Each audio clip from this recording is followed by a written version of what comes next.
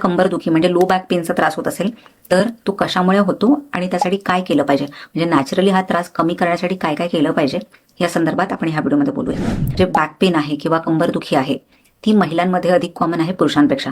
पुरुषांना सुद्धा हा त्रास होतो, पण महिलांमध्ये हा त्रास अधिक सहजतेने दिसून येतो. पहिल्यांदा आपण जाणून घेऊया की कंबरदुखीची कारणं काय काय. पहिलं कारण आहे वीक मसल्स. म्हणजे तुमच्या बॉडीचे मसल्स खूप वीक असतील तर तुम्हाला हा त्रास होऊ शकतो. बऱ्याच जणांना काय असतं, बॉडी फॅट पर्सेंटेज जास्त असतं आणि जे मसल पर्सेंटेज असतं ते कमी असतं, म्हणूनच मसल्स खूप वीक होतात किंवा प्रोटीनचं इंटेक व्यवस्थित नसतं, म्हणूनही मसल्स वीक असतात. त्यामुळे लो बॅक पेन किंवा शरीरातले कुठलेही स्नायू जे आहेत ते दुखू शकतात. त्यानंतर दुसरं जे कारण आहे ते म्हणजे पुअर पोस्चर.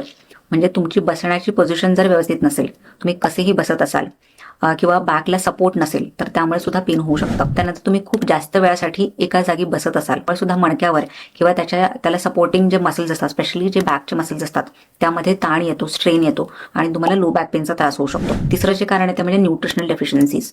सो काही पोषक तत्व आहेत त्यांच्या कमतरतेमुळे सुद्धा पेन होऊ शकतं. जी पोषक तत्व आहेत ती म्हणजे विटामिन D3, विटामिन K2, त्याच्यानंतर मॅग्नेशियम, B12 हे आपल्या मसलसाठी म्हणजे आपल्या स्नायूंसाठी आणि इव्हन नसांसाठी पण खूप गरजेचे असतात. म्हणून त्यांच्या कमतरतेमुळे सुद्धा तुम्हाला लो बॅक पेनचा त्रास होऊ शकतो. दुसरं जे कारण आहे ते म्हणजे ओबेसिटी किंवा लठ्ठपणा.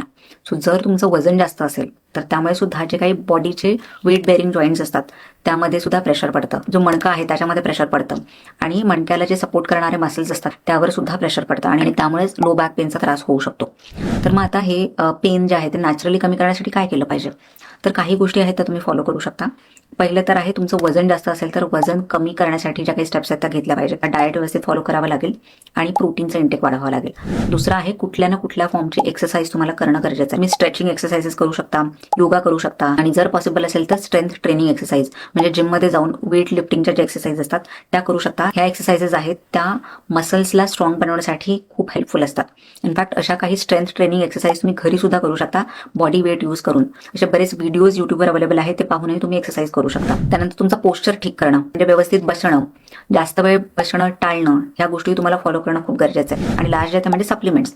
जर हा खूपच क्रॉनिक असा त्रास तुम्हाला असेल तर तुम्ही सप्लिमेंट्सही घेऊ शकता. Vitamin D3, K2, magnesium, B12 हे नसांना आणि मसल्सला सपोर्ट करणारे सप्लिमेंट्स आहेत. तर हे सप्लिमेंट्स हे तुम्ही डॉक्टरच्या सल्ल्याने घेऊ शकता. तुम्हाला सुद्धा बॅक पेनचा त्रास होत असेल तर मला कमेंट सेक्शनमध्ये जरूर कळवा.